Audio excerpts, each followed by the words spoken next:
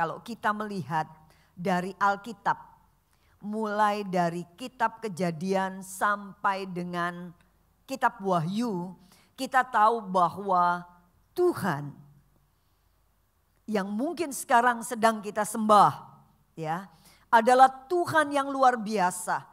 Dia yang adalah raja di atas segala raja, Tuhan di atas segala Tuhan, mau datang ke dunia ini dan kemudian mati di kayu salib, kemudian bangkit dan kemudian dia naik ke surga. Itu menunjukkan bahwa dia adalah Allah yang tak terkalahkan.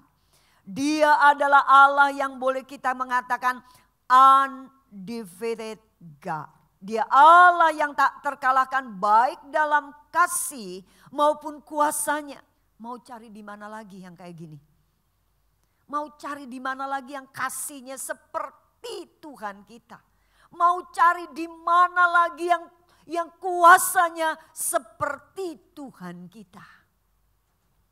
Memang dari Alkitab kita memang melihat itu semua. Tetapi sekarang yang menjadi pertanyaan buat kita semua adalah apa? Bagaimana iman kita? Apakah betul kita beriman kepada Dia sebagai Allah yang undefeated, sebagai undefeated God, baik di bidang kasih dan kuasanya? Dan pertanyaan yang kedua adalah bagaimana konsistensi iman kita? Karena iman yang tidak teruji, iman yang tidak melewati persoalan, itu adalah iman yang ecek-ecek. Itu adalah iman yang palsu, itu adalah iman yang tidak teruji, itu adalah iman yang tidak jelas. Pertanyaannya, pada waktu kita ada di titik yang terendah, pada waktu kita ada di dalam lembah kekelaman, bagaimana iman kita? Masihkah kita mengatakan bahwa Dia yang kita iring selama ini adalah Dia yang undefeated God, Allah yang tak terkalahkan? Di dalam 2 Petrus pasal 3 ayat yang ke-18 dikatakan begini. Tetapi bertumbuhlah dalam kasih karunia dan dalam pengenalan akan Tuhan dan Juru Selamat kita Yesus Kristus. Baginya kemuliaan sekarang dan sampai selama-lamanya. Firman Tuhan mengatakan yuk bertumbuh. Ini berarti bicara proses. Dulu mungkin kita adalah orang yang kalau ada berkat, yang kalau ada mujizat, haleluya puji Tuhan. Tetapi pada waktu kita ada di dalam lembah kekelaman, mungkin kita mengatakan haleluya. Tapi firman Tuhan mau yuk kita sekarang bertumbuh. Bertumbuh di dalam dua hal. Bertumbuh di dalam kasih karunia. Bahwa Dia adalah Allah yang maha kasih. Dan tak terkalahkan kasihnya. Dan kita juga bertumbuh di dalam apa? Di dalam pengenalan akan Tuhan dan Juru Selamat kita. Bahwa Dia adalah Allah yang maha kuasa. Pada waktu kita bertumbuh di dalam kasih ini. Pada waktu kita bertumbuh di dalam kuasanya ini. Pada waktu kita menjadi semakin hari semakin konsisten, semakin yakin dan semakin konsisten walau apapun yang terjadi dalam hidup kita. Kita tetap percaya Dia Allah yang maha kasih dan Dia adalah Allah yang maha kuasa. Maka yang akan terjadi adalah apa? Baginya kemuliaan sekarang dan sampai selama-lamanya. Melalui siapa? Hidup kita. Bukan melalui orang lain. Bukan melalui apa kata Alkitab. Tetapi melalui hidup kita sedang menceritakan, sedang memberitakan bahwa Allah yang kita sembah adalah Allah yang luar biasa. Kemuliaan itu nampak. Yuk sekarang kenapa Petrus kok ngomong begini? Kita mau belajar, mau flashback sedikit dari kehidupan Petrus. Kita tahu pertama kali Petrus ketemu dengan Yesus pada waktu Petrus cari ikan semalam-malaman dan dia gak dapat ikan sama sekali. Dan dia ada di pinggir pantai, kemudian kita tahu apa yang Yesus melakukan. Yesus datang dan kemudian Yesus ngomong apa? Mon, namanya masih Simon kan ya waktu itu ya, belum jadi Petrus. Mon, ayo Mon, kita bertolak ke tempat yang lebih dalam. Mon, ayo tebarkan jalamu, jala-jalamu. Itu yang Yesus melakukan. Di sini kita melihat bahwa apa? Yesus itu aktif bicara kepada Simon. Karena apa? Simon pemula. Karena dia pemula, Yesus harus aktif. Dengan mengatakan, oke, Mon, begini Mon, begini. Dan Simon sebagai pemula luar biasa. Walaupun itu nggak masuk di dalam logikanya, tetapi dia melakukan. Dan waktu dia melakukan, apa yang terjadi? Dia mendapatkan mujizat. Di mana dia mendapatkan ikan sebegitu banyak sampai jalannya koyak. Di sini kita belajar. Simon sedang belajar. Ternyata pribadi yang sekarang ada bersama dengan dia, pribadi yang sedang menghampiri dia adalah pribadi yang maha kasih. Karena apa? Dia memberikan apa yang dibutuhkan oleh Simon pada waktu itu. Simon perlu berkat jasmani. Dan Yesus memberikan itu. Dan pribadi yang datang kepada Yesus itu adalah pribadi yang maha kuasa. Berdasarkan ilmu penelayanan, it's impossible. Gak mungkin bisa dapat ikan. Yang nyuruh siapa nih? Yang nyuruh anaknya Yusuf. Anaknya tukang kayu yang gak ngerti gimana caranya cari ikan. Yang gak tahu jam berapa mesti cari ikan. Ternyata di saat yang tidak mungkin anaknya tukang kayu ini bisa. Ini berarti apa? Bahwa dia itu bukan cuma sekedar anaknya Yusuf. Tetapi dia adalah Tuhan. Itu sebabnya kalau kita tahu. Pertama, Simon panggil Yesus dengan sebutan guru. Telah sepanjang malam aku mencari ikan dan tidak dapat apa-apa. Tetapi yang kedua setelah dia dapat ikan, Simon tidak lagi panggil Yesus dengan guru. Karena dia tahu sehebat-hebatnya guru gak bisa bikin mujizat. Sehebat-hebatnya guru gak bisa bikin yang kayak begini, model kayak begini nih. Ini cuma bisa satu pribadi, yaitu Tuhan. Makanya Simon memanggil apa? Tuhan, pergilah daripadaku karena aku adalah seorang yang berdosa. Yesus aktif. Bagaimana dengan kita? Apakah kita masuk di tahap yang ini? Apakah kita menjadi orang Kristen yang hanya wow, yang hanya haleluya waktu Yesus aktif? Begini. Kalau diam aja ya udah kita juga diam. Enggak kerja apa-apa. Apakah sampai di sini? Yuk kita lihat selanjutnya. Setelah itu Simon masih bareng-bareng sama Simon juga. Naik perahu bersama-sama dengan Yesus. Ini udah ada murid-murid nih sekarang. Pada waktu dia naik perahu, di situ terjadilah badai besar. Pada waktu terjadi besar, apa yang dilakukan Yesus di dalam kapal? Tidur. Dia tidur. Yang kemarin Yesus aktif, yang sekarang Yesus pasif. Perhatikan progresnya. Perhatikan pelajaran yang Yesus sedang beritahukan, yang Yesus sedang mempelajari murid-muridnya. Kamu tuh jangan percaya Yesus, jangan imannya di atas. Cuma pada waktu Yesus 1, 2, 3 begini. Jangan begitu.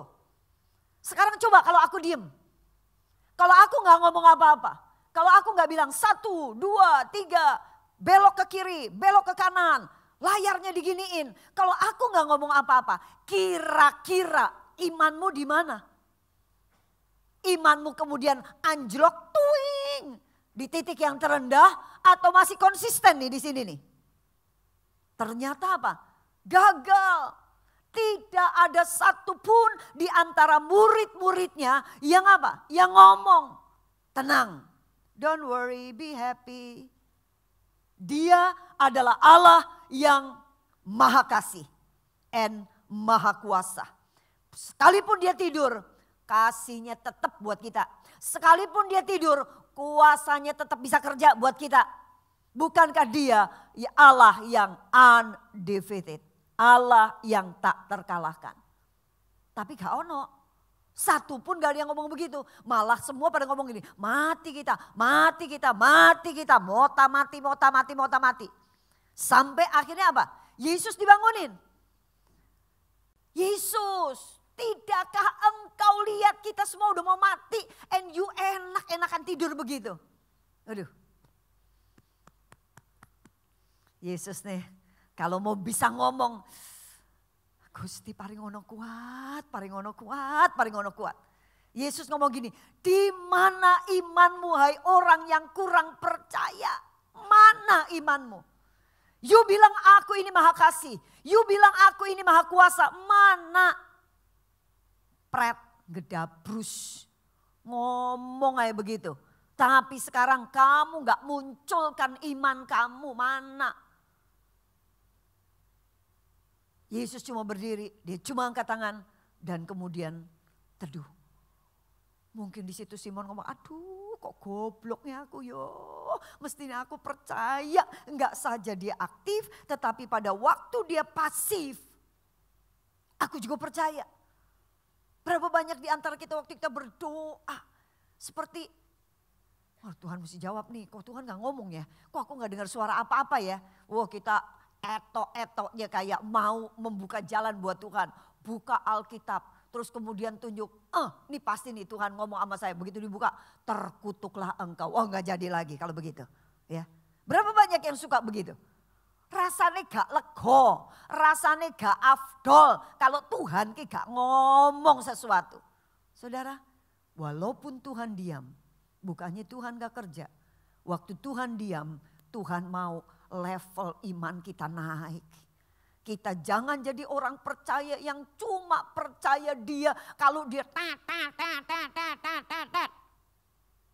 Jangan begitu. Tapi mari kita tetap yakin dan percaya. Sekalipun dia tampaknya diem gak ngomong apa-apa. Dia Allah yang sedang menunggu. Apakah kita memunculkan iman kita bahwa dia adalah undefeated God. Dia sedang tunggu. Besok lagi. Setelah Yesus kasih makan 5 roti 2 ikan. Banyak orang menjadi mengeluh-elukan Tuhan. Yesus tapi kemudian Yesus ngomong. Enggak, sekarang aku enggak mau ngomong. Karena aku tahu motifnya kamu datang ke sini bukan untuk firman. Tapi motifnya kamu datang ke sini karena untuk roti dan ikan. Untuk makanan. Enggak. Terus dia ngomong sama murid-muridnya. Kalian pergi dulu ke seberang. Pergi duluan, nanti aku nyusul. Itu janji Tuhan. Yuk kita ketemu di sana, nanti aku nyusul ya. Oke, yuk pergi dulu. Oke, namanya sama bosnya, sama gurunya. Masa gak mau taat? Taatlah mereka jalan. Mereka nyebrang, naik kapal lagi. Sama-sama masih di Danau Galilea. Waktu mereka nyebrang, kita tahu apa yang terjadi. Badai begitu besar. Yang menjadi persoalan sekarang mana? Apakah Yesus ada di situ bersama-sama dengan mereka dan lagi tidur? Kalau Yesus ada di situ dan Yesus lagi tidur, saya percaya murid-murid tenang. Mungkin. Kemungkinan tenang karena udah pernah kejadian. Yesus cuma ngomong di mana imanmu hai orang kurang. Tapi yang menjadi persoalan sekarang, Yesus tidak ada bersama dengan mereka. Nah waktu Yesus gak ada, terus bagaimana? Imannya mau turun. Aduh mati aku, mati aku, mati aku. Yesus di seberang tuh nunggu sebetulnya. Adakah satu aja yang ngomong tenang. Cok gopoh, cok bingung. Jangan mikir yang macam-macam. Percaya dia undefeated God. Sekalipun dia ada di seberang, kasihnya tetap. Kan dia udah janji sampai ketemu di seberang. Kan dia udah janji bahwa apa? Nanti aku nyusul. Kalau dia udah janji, kalau dia mengasihi, kalau udah janji gak mungkin gak ditepati. Dan kalau dia memang Allah yang maha kuasa, gak mungkin dia ada di sana dan dia tidak bisa meneduhkan badainya kita. Tapi gak ada satupun. Semua bilang mati, mota, mati, mota. Tuhan Yesus tahulah bahwa berapa waktu dia tunggu gak ada satupun yang apa? Memunculkan iman percayanya. Sehingga apa yang dilakukan oleh Yesus? Dia berjalan di atas air. Pada waktu dia berjalan di atas air, kita tahu singkat cerita apa yang terjadi. Yang terjadi adalah Yesus di situ dan ngomong, di mana imanmu hai orang yang kurang percaya. Sebenarnya Petrus waktu itu udah lumayan ya dengan apa? Yesus ya, Yesus jika itu engkau, suruhlah aku berjalan menghampiri engkau. Ini impossible nih, orang bisa berjalan di atas air, lagi badai lagi. Bagaimana bisa berjalan di atas air? Nggak ada ceritanya orang berjalan di atas air. Karena apa? Berat jenis kita lebih besar daripada air. Sehingga apa yang terjadi? Pasti kita tenggelam. Tapi Petrus di situ imannya muncul. Oke. Yesus ngomong, oke, ayo monggo. Kalau memang kamu ini mau datang sini, datang. Dan dia mulai datang. Dan waktu datang kemudian waktu dia fokus ke Tuhan, ke Yesus, dia berjalan di atas. Tapi kemudian dia mulai bimbang. Waktu aduh kok badainya gede banget. Aduh ya apa ini ya apa. Waktu dia bimbang dia mulai tenggelam. Karena Alkitab mengatakan apa? Orang yang mendua hati dia tidak akan mendapat apa-apa. Dan Yesus waktu itu kembali angkat. Bawa ke kapal. Sampai di kapal Yesus cuma ngomong satu. Di mana imanmu hai orang yang kurang percaya. Aduh, gregetan Yesus nih. Kenapa sih kamu tuh gak bertumbuh-bertumbuh? Kenapa sih kamu cuman karena situasi begini terus kamu mulai ngomong. Mengapa aku begini? Kenapa? Kenapa cuma gara-gara situasi yang begini kamu tuh ngomong gini. Bila aku mati kau juga mati. Kenapa mesti begini? Kenapa bolak-balik ngomongnya mota mati. Ngomong Yesus gak ada. Ngomong Yesus gak mengasihi. Mana janjinya? Katanya dia Allah yang tidak pernah meninggalkan kita dan membiarkan kita. Mana janji kalau dia adalah Allah yang menyembuhkan? Mana dia janji kalau dia adalah Allah yang menyediakan? Mana? Pret. Berapa banyak? Yesus ngomong, di mana imanmu? Mana imanmu? Sekalipun kamu rasa aku gak ada, itu bukan berarti aku gak ada. Aku ada. Tapi kalau aku belum nyatakan sesuatu, itu yang menjadi persoalan karena apa? Karena aku masih mau menunggu iman yang level up. Iman yang bertumbuh. Saudara, kehidupan kita makin hari bukan makin gampang. Makin sulit. Dan Tuhan mau kita menjadi orang Kristen bukan yang ecek-ecek, bukan yang levelnya TK, bukan yang levelnya SD. Tapi Tuhan mau kita naik level. Walaupun Tuhan kelihatannya gak ada, tapi dia ada dan dia sedang menunggu iman percaya kita. Itu Yesus. Walaupun sekeliling kita, keadaan kita tampak gak berubah. Begitu-begitu aja. Tidak ada pernyataan apapun seakan-akan. Tidak ada nubuat. Tidak ada apa-apa. Percaya. Saudara jangan cuma cari nubuat. Kalau kita jadi orang Kristen yang cari nubuat, kita amblas nanti karena apa? Penyesatan itu datang justru dari dalam. Akan banyak orang nanti ngomong gini. Kalau kita jadi orang yang cuma cari nubuat, habis kita nanti. Habis ya. Yang berikut, level up lagi. Ya, setelah itu Yesus ditangkap. Pada waktu Yesus ditangkap, Petrus cuma apa? Kayaknya kamu salah satu dari dia ya. Di situ apa imannya? Amblas dengan mengatakan, oh gak tahu, aku gak kenal. Swear aku gak kenal. Lihat. Aduh. Yesus nih lagi ditangkap nih kudu. Masa Allah pon pet awakmu kulo ya opo mo. Cangkemmu ki lho, sanjeplak-jeplak ya opo ngomong gak kenal di mana imanmu? Gak kenal aku, gak tahu aku. Siapa itu gak tahu aku. Bayang no. Apalagi waktu Yesus apa? Pada waktu Yesus mati di kayu salib, podo ngacir kabeh. Semuanya meninggalkan dia. Gak ada udah imannya. Apakah pada waktu Yesus mati, Yesus tuh tidak berkuasa dan dia tidak mengasihi kita, jalannya beda. Buat kita jalannya jangan begitu, tapi buat dia jalannya seperti itu. Bagaimana pada waktu kita melihat seakan-akan dia tidak berdaya, seakan-akan dia tidak ada. Terserah saudara mau menerjemahkan apa diaplikasikan di dalam kehidupan saudara. Dengan persoalan yang sekarang saudara hadapi. Tapi di sini Yesus cuma mau satu. Ayo jangan begitu, jangan kabur, jangan anjlok imannya. Selalu ada hari ketiga buat kita. Selalu ada hari kebangkitan buat kita.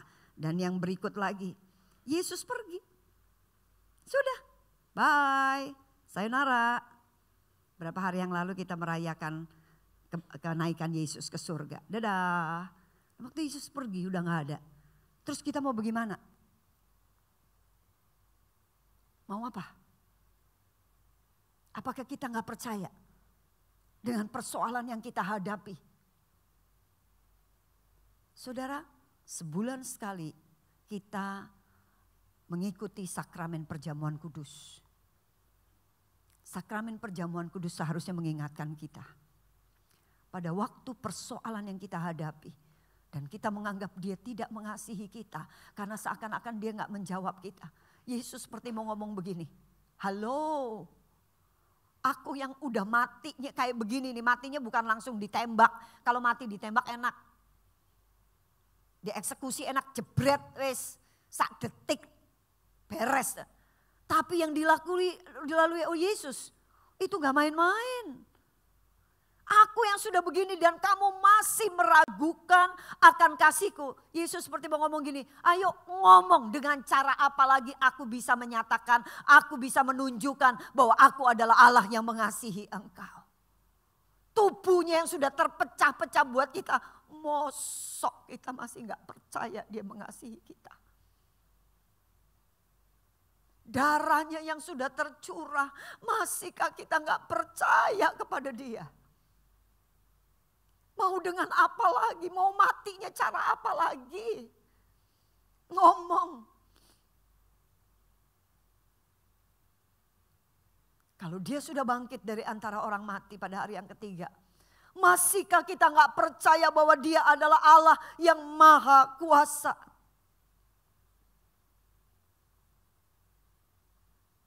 Sakramen perjamuan kudus setidak-tidaknya mengingatkan kita sekali lagi. Bahwa dia adalah Allah yang maha kasih dan dia adalah Allah yang maha kuasa. Kita tidak dapat menetapkan keadaan karena kita ini bukan Allah. Betul? Tapi kita dapat menetapkan pilihan di dalam setiap keadaan. Pilihan apa yang kita mau buat. Pilihan untuk mengatakan Tuhan, aku percaya bahwa Engkau adalah Allah yang tak terkalahkan. Tuhan, aku percaya. Lewat apapun juga. Lewat badai kehidupan apapun juga. Persoalan apapun juga yang sekarang aku sedang menghadapi. Sekalipun dokter mengatakan aku divonis sekian. Tapi aku percaya engkau adalah Allah yang luar biasa. Kita dapat menetapkan pilihan. Tahun 2005 dokter sudah mengatakan bahwa umur saya tidak lebih dari 3 bulan. Jadi gak ada gunanya periksa macam-macam, percuma daripada buang-buang uang. Dah pulang, enjoy your life. Ngomong sama suami, Pak nikmati hari-hari akhir bersama dengan ibu. Tolong kasih tahu anak-anak yang udah ditahan 3 bulan. Kalau mamahnya masih cerewet, ini kenapa ditaruh di sini? Udah telan aja sudah, pokoknya seneng aja udah sama mama, ayo.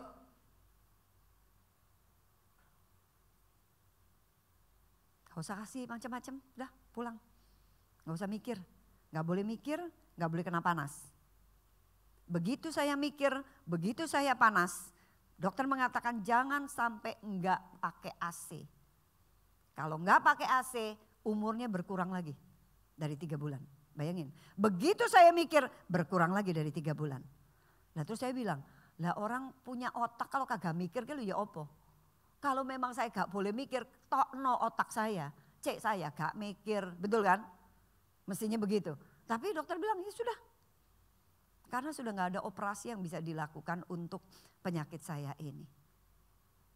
Tapi waktu itu saya cuma mengatakan, Tuhan kalau memang aku mati, puji haleluya. Karena apa? Aku tahu Tuhan, rumahku sudah selesai di surga. Dan aku akan bersama-sama dengan Engkau untuk selama-lamanya. Karena aku mau di tempat di mana Engkau ada, di situ aku ada. Tapi kalau Tuhan memang mau izinkan saya hidup, gampang. Waktu dokter ngomong, siap no 1 kali 2, itu kan kata orang. Kata Tuhanku, yang tak terbatas kuasanya, yang sanggup melakukan mujizat, Allah. Kayak begini, cil, gampil, sak gampang-gampangnya. 2005 Maret dokter katakan itu, seharusnya 2005 bulan Juni saya sudah sayonara. Sampai hari ini 2024 saya masih tetap ada sebagaimana saya ada. Saya masih sehat, saya masih kena panas-panasan, saya masih terus mikir. Bikin khotbah mikir. Gak mungkin gak mikir. Pawana saya sekarang masalah naujubillah min jalik ya. Ya enggak, yo gak apa-apa, yo sehat, gak ono apa-apa. Kalau diperiksa nih kepala saya, beberapa tahun yang lalu saya masih periksa kepala saya di MRI. Apa yang terjadi? Pancet, tetap gak berubah. Tapi dalam saya, lager foto gak popo, babah foto begitu. Sing penting apa? Saya masih bisa jalan, masih bisa tidur, masih bisa makan, masih bisa jalan di panas-panas, masih bisa mikir semua yang dokter bilang gak boleh. Saya lewati dan saya sehat walafiat. Amin. Masalah Tuhan mau apa-apa saya percaya. Apakah Yesus aktif, apakah Yesus pasif, apakah Yesus seakan-akan gak ada, gak berdaya. Yesus pergi apapun bentuknya, saya tetap percaya bahwa dia adalah undefeated God. Allah yang tak terkalahkan. Kedewasaan kita ditandai oleh konsistensi iman kita dalam segala situasi. Kalau kita cuma percaya kalau dia tek, ya itu berarti kita masih levelnya masih level rendah. Tetapi kalau kita menyatakan diri kita dewasa, yuk bertumbuh, makin hari makin dewasa. Itu ditandai dengan apa? Percaya apapun yang terjadi, bagaimanapun situasinya, semakin buruk pun kita tetap yakin bahwa dia adalah Allah yang maha kasih dan Allah yang maha kuasa. Yang terpenting kita perlu mengubah mindset kita. Bukan mengubah situasi. Nek situasi gampang Tuhan bisa lakukan sesuatu. Yang penting mindset. Kalau mindset itu free will, kehendak bebas. Bagaimana kita? Mau gak? Percaya gak? Tuhan gak bisa paksa nih. Tuhan gak bisa paksa. Itu sebabnya yuk ubah. Roma 8:32 mengatakan begini. Iya. Yang tidak menyayangkan anaknya sendiri. Tetapi yang menyerahkannya bagi kita semua. Bagaimanakah mungkin ia tidak mengaruniakan segala sesuatu kepada kita bersama-sama dengan dia. Wes, cukup. Ayat ini cukup. Untuk apa? Menjawab semua pertanyaan kita. Ayat ini cukup untuk menjawab semua situasi yang kita hadapi. Cukup apapun. Kalau dia menyerahkan anaknya sendiri, masa dia gak menyerahkan segala sesuatunya kepada kita? Mana ada orang tua yang tidak menyerahkan segala sesuatu kepada anaknya? Betul? Itu sebabnya sudah. Mari nyatakan kita mau dewasa. Semakin dewasa, semakin dewasa, semakin dewasa. Semakin dewasa di dalam Tuhan. Sehingga Tuhan akan melihat kita lewat situasi apapun juga. Kita masih bisa mengatakan, aku percaya.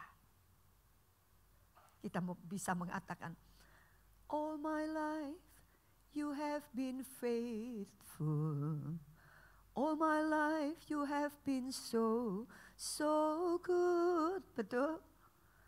Aduh, dalam segala kehidupan kita, kita melihat dia Allah yang tetap setia. Dia Allah yang baik. Dia Allah yang melakukan mujizat sampai hari ini. Yang Tuhan sedang tunggu saat ini adalah apakah kita memunculkan konsistensi iman kita.